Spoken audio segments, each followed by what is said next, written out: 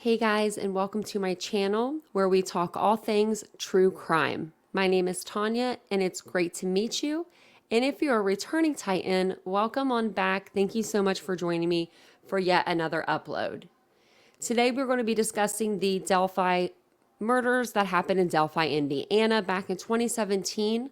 I'm going to give you a rundown of what happened yesterday when Richard Allen was in court for his first court appearance. It's been a little while since we've seen him. I'm going to go over that, and then I'm going to show you a court TV segment that kind of goes over the whole story and the totality of it, and it'll kind of get us all caught up. If you've never heard of the Delphi murders, I am going to have a playlist. I have a playlist listed, so if you want to check that out, it's there. We will also be going live to do the case all over again from start to where we're at now. So if that's something that you're interested in watching, make sure you're subscribed to the channel and you have that bell icon alerted to get the notification. So basically, Richard Allen was in court. I'm recording this on Friday, so he was in court yesterday for a couple of motion hearings. If you haven't, like I said, been following this case, I have a playlist, but we will be covering it from the beginning to the present in the near future on a live. Richard Allen is accused of brutally M-wording two teenage girls, Abby Williams and Liberty German, in Delphi, Indiana. This case started back in 2017 with Richard Allen's arrest coming in October of 2022, 5 years later. Richard Allen has been housed at the Westville Correctional Facility since November of 2022, and that is a prison, not a jail. One argument today was to get him housed at Cass County Jail because of his declining health. The judge will decide to move him soon. I really hope we get him moved. He looks really bad. He needs to be moved. The Cass County Sheriff said in his words, I quote, "We don't want him, but if the courts order him to house him, they will be able to house him safely and securely." The ballistics, the evidence, that they had the bullet found by the girls, they didn't have a ruling on whether or not that evidence was going to be suppressed. So we're waiting to hear that. Both prosecutors and the defense refer to Allen making incriminating statements while in custody. Essentially, they're saying he confessed to 5 or 6 people or 5 to 6 different times. So they're going to they ordered what is called a Frank's motion, Frank's hearing, and that is a court proceeding where the court is going to be asked to determine if the police officer involved lied in obtaining a search warrant. So it sounds like the trial is going to start in January. It does sound like the judge is going to let out some information that has been suppressed. So when that does come out, I will be on a live right away to let you know what new information we are going to get. They are going to start the trial January 8th through the 24th, with jury selection to start on the 8th through the 11th or the 12th. So let me go ahead and pull up this video here for you guys, and I'm going to go ahead and play this, and we're going to watch it together.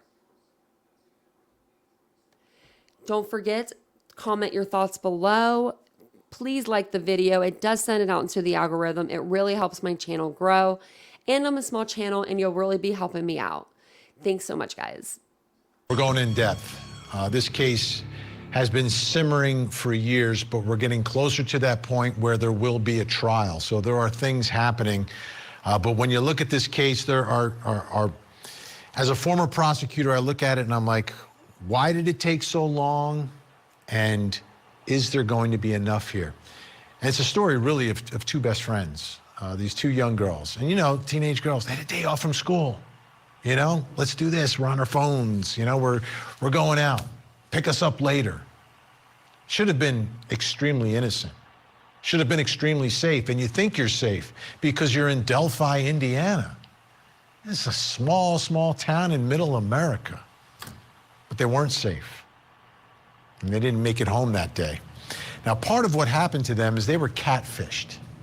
Those of you who don't know what catfishing is, you're contacted or communicating with someone online, and they're pretending to be someone that they're not.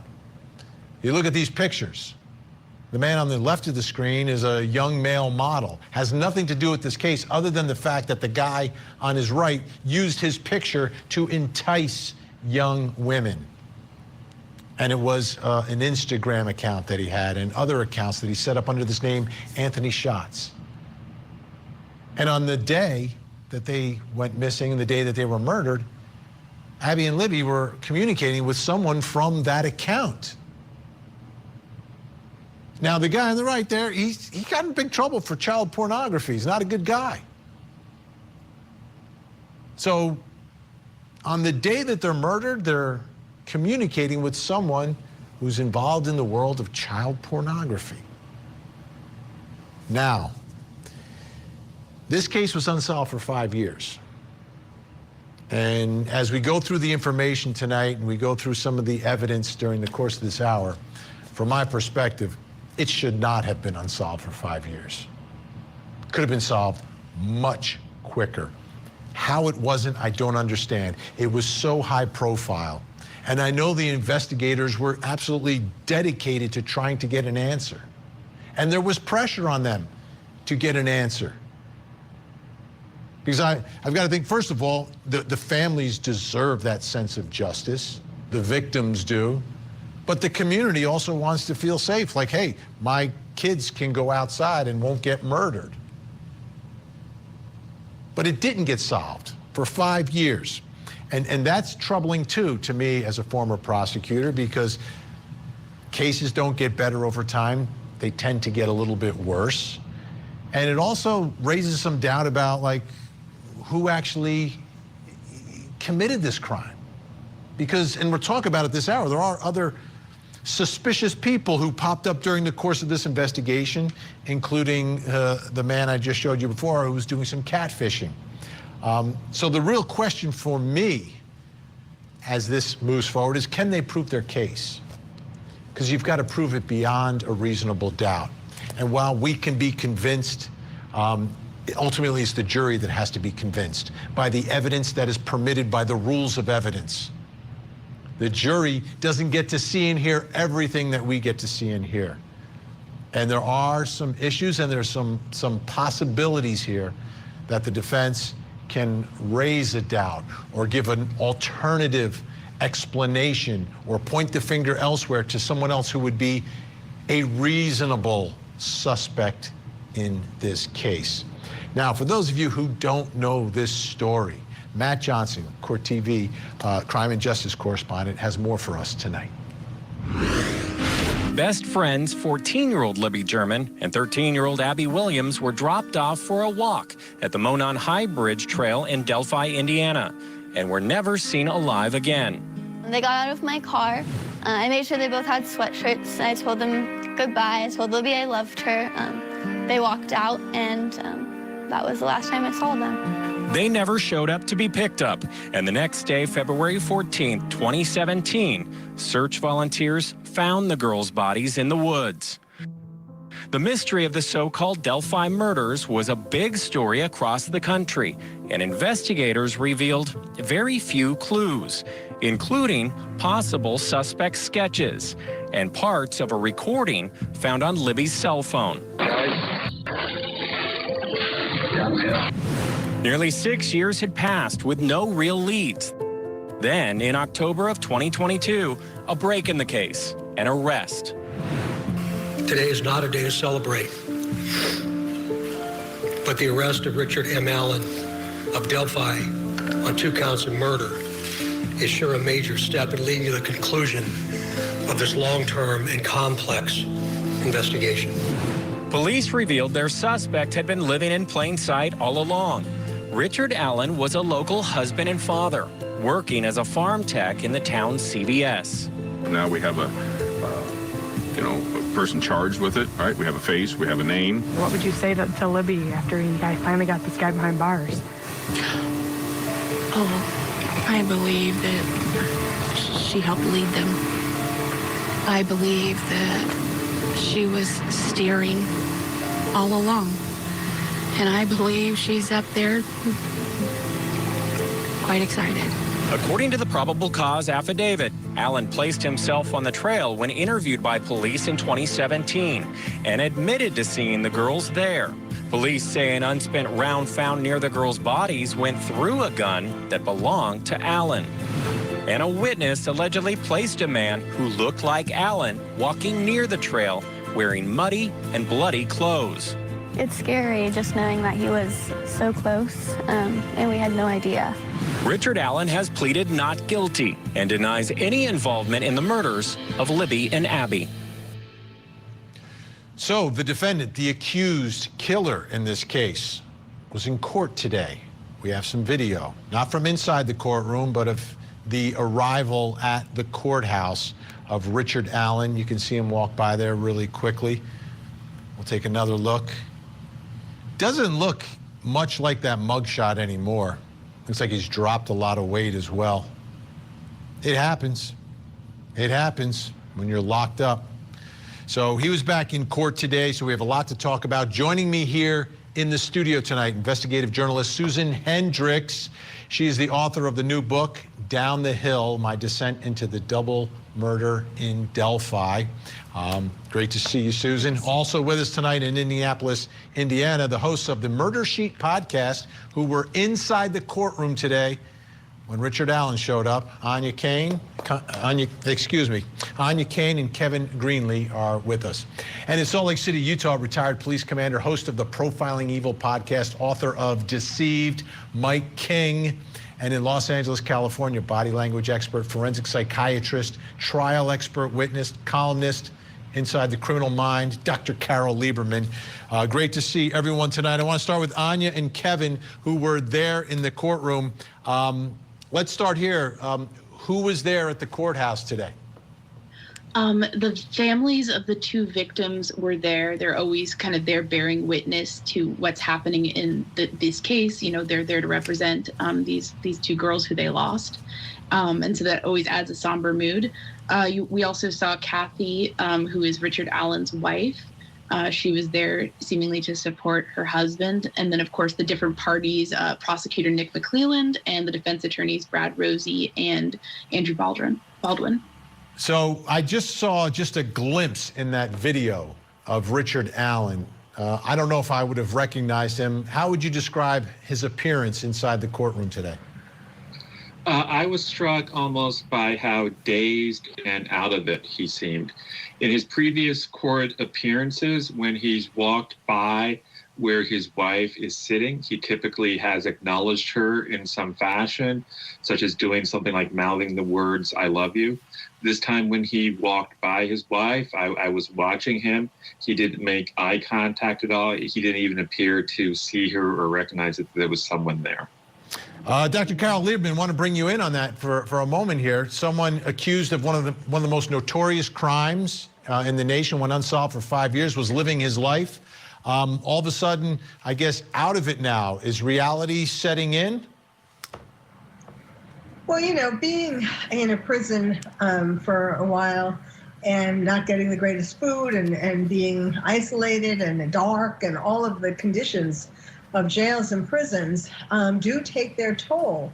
I don't know, you know, one could speculate that, is he putting this on? I mean, supposedly there's a thought that his attorneys might ask to see whether he's competent to stand trial now. But I'm not sure that that's going to work because, I mean, everybody who is under these conditions could try for that. All right, Anya and Kevin, so what was on the agenda today? What was the first big issue today in court? The first thing that came up actually was that a number of documents in this case have been kept sealed for no apparent reason. We actually filed a motion with the court about that, saying, you know, you need to follow proper procedure. You need to let these documents be open. And so when the judge came into court, the first thing she said was basically, you're right. And next week, a number of documents and filings that had previously been kept sealed will be made available to the public on a website. That is huge. Susan Hendricks, what do you expect to find out when these documents now finally released? This has been, I mean, everyone's been very tight-lipped. Yeah. I mean, we haven't learned a lot, little pieces here and there. Tight-lipped. Even the family members, Vinny, as you know, have said to me through the years that they've been frustrated at the lack of information, but they put their trust fully in law enforcement, saying this is what we have to do. This is what they're saying. We're going to follow their lead to find out what happened here. But it's been, as you know, excruciating, as you would imagine, for the family members in dealing with this. And even this morning, texting with Becky saying, look, we think that we're going to find out a lot of information today. And Kelsey, due in 8 weeks, having a baby girl, she was concerned about that. There's a lot of concern and apprehension about hearing this. And again, sometimes Kelsey has said to me through the years, look, there's a lot that I don't know, and some days I think maybe I don't want to know all of it. Maybe it's too much for me to handle. So putting the trust fully in law enforcement. And I'll never forget Becky saying, I can't wait to scream from the rooftops once someone is in custody. And then that day, finding out, she felt almost deflated, saying, what's my purpose now? I spent almost 6 years looking for someone. I had a purpose. And Mike said to me, Libby's grandfather, we have to kind of reset and decide what purpose we're going to focus on now. And Kelsey even saying, when I asked her before the arrest, how do you think this will be? And she said, I know it won't bring Libby back. I know it won't bring Abby back. It's kind of a new stage of grief, if you will, for the family. So I'm sure they want to hear that information, but they know that they're still without their loved ones. Anya and Kevin, what sort of stuff do you expect to be released? There's been all sorts of motions filed for things like motion for suppression. It'll be interesting to find out what exactly does the defense want to try to get suppressed from this trial. What arguments do they think they have to support that? That's something I'm very interested in. Mike King, you know, this case for years, unsolved, tight-lipped, and it seems like the information is going to start coming out. What are you most curious about at this point, having investigated cases like this? Well, like Kevin said, Vinny, I'm really looking forward to seeing what they tried to suppress, because that's going to tip the hand of what they're really concerned about from an evidentiary standpoint. But it's also going to be what kind of evidence comes forward from these jailhouse discussions that are going on that are showing some really interesting things leading toward maybe admissions, possibly confessions. And it's going to be that bullet, and being able to put that bullet in the right place at the right time and explain that there's only one way that it could get there. So I think as this thing comes together, we're going to really see why it maybe took 5 years. And as frustrating as that is, I'm kind of glad that law enforcement holds so much to the vest. But it also shows me the power of this media community and this true crime community to force the hand to make law enforcement figure out how to deal with a true crime community that wants to help but needs to know what the boundaries are. All right, Anya and Kevin, what else today? And Mike mentioned it. There was a lot of talk about a potential, if you want to call it a confession, admission, incriminating statements. What came up in court relative to that? Yeah, absolutely. As Mike said, I mean, there was all this talk about possible multiple confessions to multiple people. And so, I mean, that is basically one point that prosecutor Nick McClelland drummed in again and again. You know, the defense sort of introduced the topic initially, and then prosecutor McClelland seemingly wanted nobody to forget that, essentially. And basically, we don't really know what exactly these sound like or look like. The defense downplayed it by saying basically these are incoherent statements. But the prosecution obviously took a different tack, and it makes us want to know more. Did these include details of the crime scene? Who is he speaking to, if anyone? How are these exactly picked up by prison officials? We really would like to know, because that could give us a better sense of this case. Dr. Carol Lieberman, what are your thoughts about someone in custody charged with this notorious crime and allegations that they, at some point now, are making some incriminating statements? Would you find them trustworthy? Well, you know, a lot of things could be causing this. Perhaps it has finally come to wear on him after all these years. Maybe he does really want to unburden his soul, you know, and confess. Could be that just, all the conditions, as I was saying, made him not think properly in terms of protecting himself. Also, there's one of the other suspects, Keegan Klein, supposedly is working with prosecutors. And so he may well know some of the things that he's going to be saying and think that the jig is up. So Anya and Kevin, what else today? Any other big moments, big issues from inside that courtroom? Absolutely. One big issue today was due process. Basically, the defense is arguing that this man has not been convicted yet. He should not be held in a prison in Indiana. He should be held somewhere in a jail. And that doesn't really sound like a big difference to most people, but I think a prison is typically where people who are convicted are incarcerated, and they tend to be in some ways tougher. And then a jail, usually less resources because they're run at a county level. So there's this big dispute about where do we house this person? Because on the one hand, the prosecution and law enforcement are saying, we don't know if we can protect him in a jail because people want to hurt people who hurt children in jails, and jails have less manpower. So it's just a situation where they're saying that. And then the defense is saying, well, conditions in Westville are very intense. He's, being held in some isolation in a maximum security wing of this Westville prison, and he's isolated and his mental health is deteriorating. So those were kind of the two major sides of this as it came together in this hearing. Yeah, neither place is a great place to be. But this, is the nature of murder cases. It's interesting, though, that it seems the state wants to make sure that he is safe, and they put him into prison because we've seen what happens in jails. I don't know. Do we have a trial date? Yes. I believe they've set it for sometime in January 2024. Yeah, January 8th, 2024, and they estimate it's going to run for a total of 3 weeks, and they're going to allow several days for jury selection in the beginning. They may need a few more days for jury selection. Well, it all depends on the judge. I know that. All right. Incredible panel tonight. Everyone's staying with us. When we come back, we're going to take a look at some of the evidence against this accused. Plus, coming up next hour. In Fremont County, Idaho, the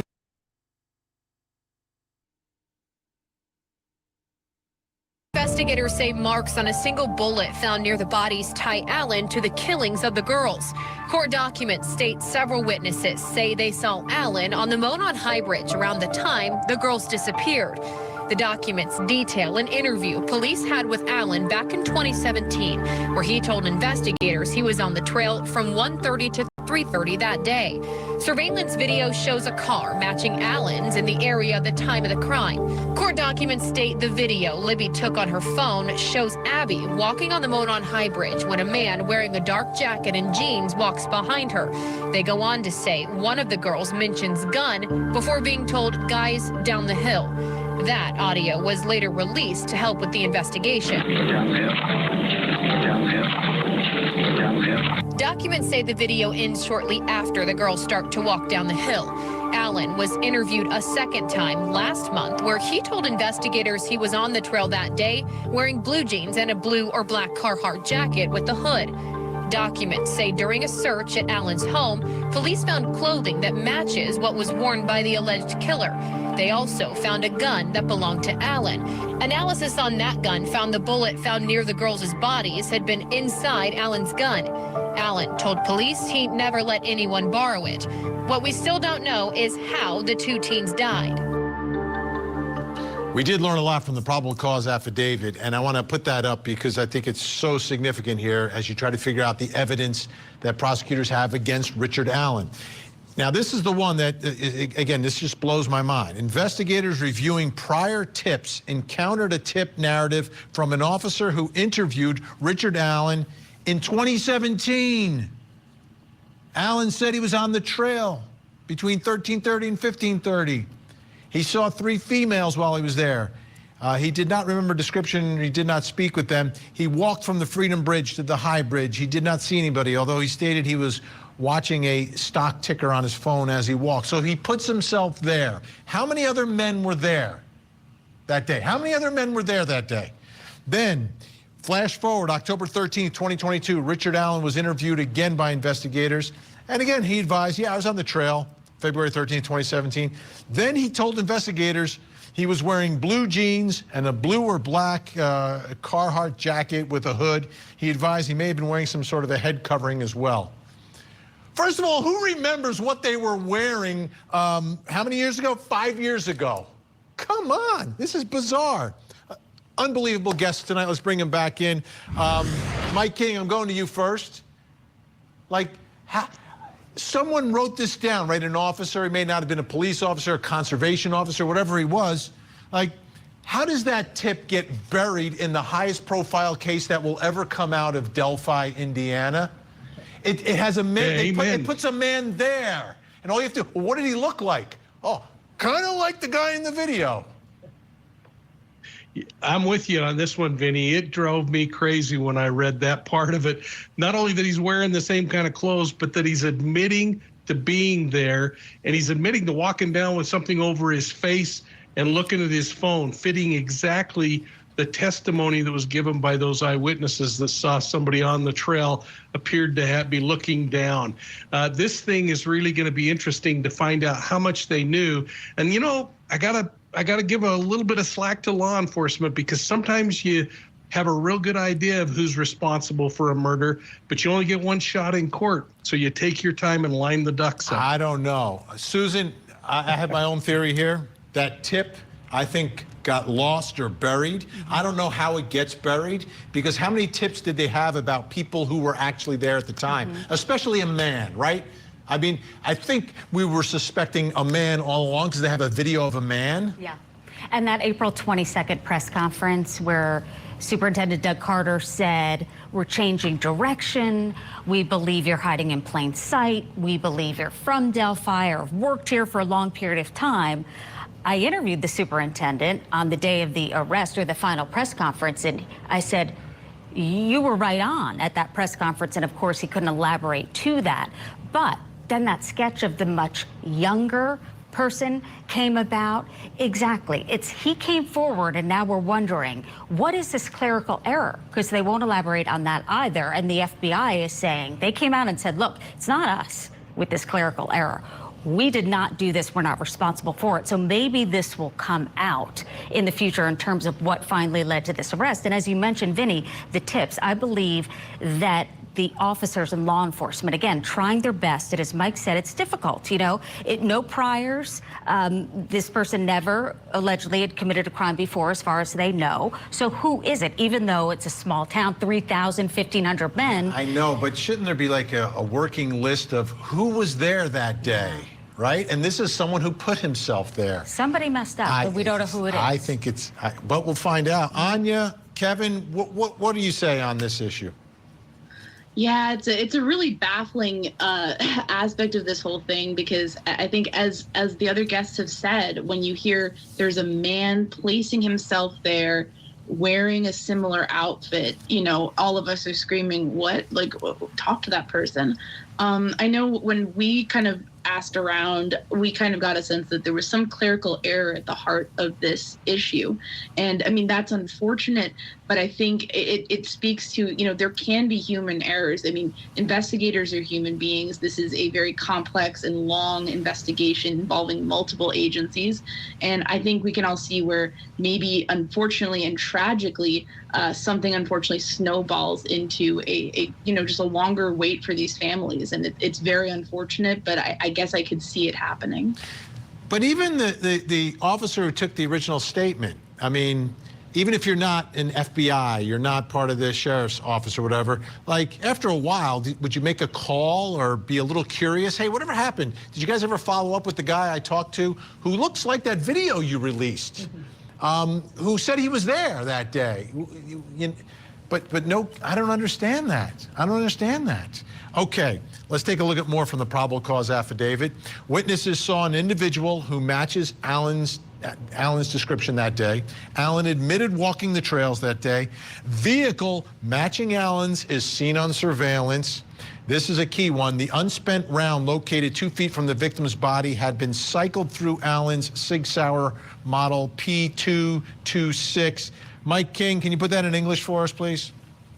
Yeah, so when they're talking about cycling through, Vinny, they're saying that that round was inside the chamber. It makes me wonder, and I'd love to know more about the forensics on this one, to see if there actually is a pin that hit on that firing cap and it misfired, and that he made a manual extraction of that round at the scene. We're not going to know because we still don't know what the total injuries were on these children and what the situation was around the other forensic and physical evidence. But when that round is being pulled out of that magazine, it scrapes along the sides of that and leaves very intricate cuts and grooves inside of that casing as it comes out, almost like a fingerprint, and law enforcement can match that up perfectly and say, there is no way it came from anywhere else but this weapon owned by Allen. Susan, how's the family preparing for the trial? Do they have someone, advocates that they're working with that are going to help them? Because the one thing, once the trial starts, you and I know through the years, you don't know how it's going to end. Right. And they've got to prepare for everything and for all these moments. It's a roller coaster of emotions. It's brutal. They're going to see and hear things like... Excellent point. And Paul Holes, former cold case investigator, Golden State Killer, connected to solving that, has said to the families, look, I've learned through experience, this is just the beginning. There's ups and downs of this trial. And in a way, they've been their own advocates. And as I said, the relationship has been good with law enforcement. But they have been frustrated through the years. I remember it was 2020, and Mike Patty said to me, you know, Susan, they owe me an arrest. They owe me this because of everything that the girls did that day, saying Libby did her part. She hit record. We have his voice. We have him walking. We have a blurry picture of him. But come on, you know, there's 1,500 men in the town of Delphi, and you believe he's from there. And I've been down at the bridge, and once you're there, and I believe that Anya and Kevin were there as well. Once you go down there, you realize how long it takes to get there, and you realize, okay, probably a local. So it's frustrating, of course, to the family members. But they said, look, no matter what, we're going to the trial. This is what we've been looking forward to in terms of justice. And Kelsey did say, look, I wish this never happened. It did. I have to go to this and be there. So they've been supporting each other throughout. All right. All our guests are staying with us. When we come back, 5 years, there are other suspicious people who've been on the radar. We're going to take a look at them and try to figure out what role they may play as this trial moves closer.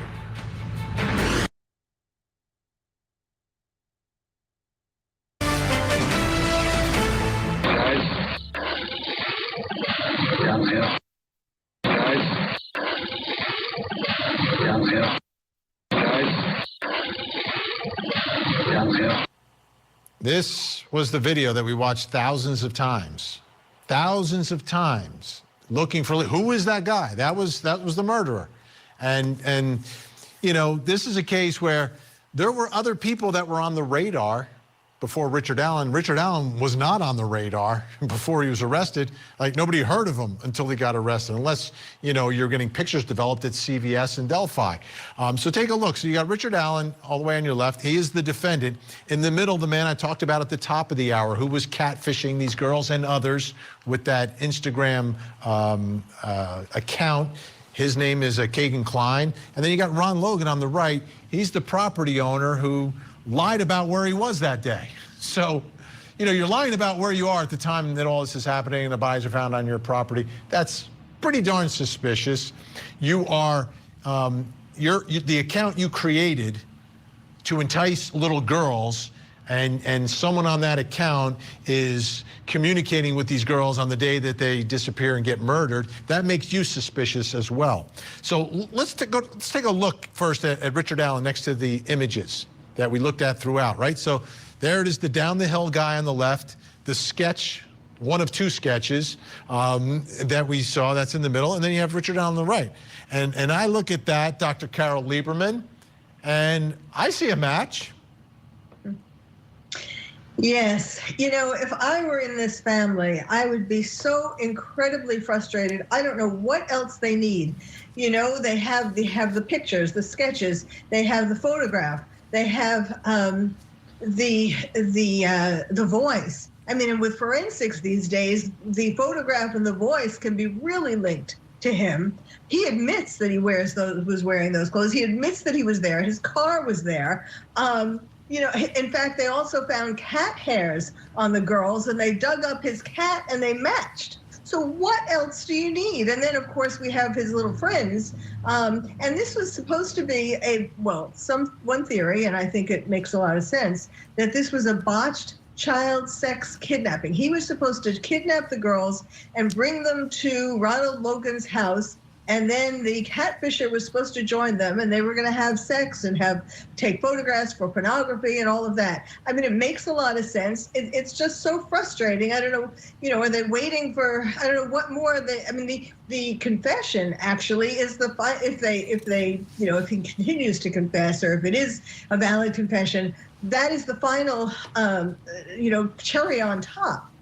Yeah, and to this point, like we said, Ronald Logan passed away. He was never charged. Kagan Klein not charged relative to this. He has other charges. Let's take a look at Kagan Klein next to the sketch and the down the hill video man. As we take a look at these pictures next to each other, is that a match? So, you know, arguably you could say, yeah, maybe if he cut a few pounds, because this is years later. Kagan Klein did a jailhouse interview with Anya and Kevin from the Murder Sheet podcast, which you need to download, by the way. Let's take a listen to a little piece of that. I'm just curious, did you know Richard Allen? No. Okay. No. People said that he worked in Peru or lived in Peru around whatever year. I can't remember, but someone on some podcast was saying, oh, well, he lived right down the road from him in 2004. It's like, dude, I was 9 or 10 years old. Why would I know a grown man, you know? Things like that. I mean, I guess, is there anything you wanted to state for the record, or anything about some, you know, the coverage, or that you would want the public to know? When I get to prison, I definitely will send you a letter, because I want to talk about some of the Delphi stuff. But right now, you know, I don't think that would be smart to do. Okay. After I'm sentenced, you know what I mean? Yeah, I would like to say a few things for sure about that. Anya and Kevin, so at this point, we still don't believe that he's necessarily going to be a witness in the case against Richard Allen. He says he doesn't even know him, and we haven't heard anything in court about any sort of deal to testify, have we? No, we have not. There's really been no indication thus far that there's any real overlap between these two cases at this time, at least in the official record in court. And so unless there starts to be something going on behind the scenes, we wouldn't really expect that at this point. He's actually awaiting sentencing now after sort of a dramatic, he confessed to crimes, basically 25 counts, pled guilty, seemingly was trying to undo that, and now he's pleading guilty again. So he's awaiting sentencing, and we're certainly interested in what he has to say about Delphi, given that it seems that his crimes were uncovered due to the Delphi investigation. But until there's an actual link presented in the case against Richard Allen, you know, we're sort of looking at it as a separate thing at this point. Okay, so let's focus now on Ronald Logan. We'll take a look at his photo next to the sketch, next to the down the hill guy. There you go. Probably he looks a little thinner, but kind of the same sort of build. And again, his property was searched, and he contacted his cousin and asked him to tell the police or to lie to police about where he was that day. So he's trying to create an alibi for the day. Makes him extremely suspicious. Something else. Now, you see right there, he's wearing orange, right? Let's take a look at what he looked like the day afterwards, because he was interviewed by police. Susan Hendricks, I look at this and I'm like, oh my goodness. Yeah. Like, he's wearing the same color hat. He's wearing the same color jacket. This is the day after. He just happens to be interviewed because he lives nearby where this all happened. Yeah.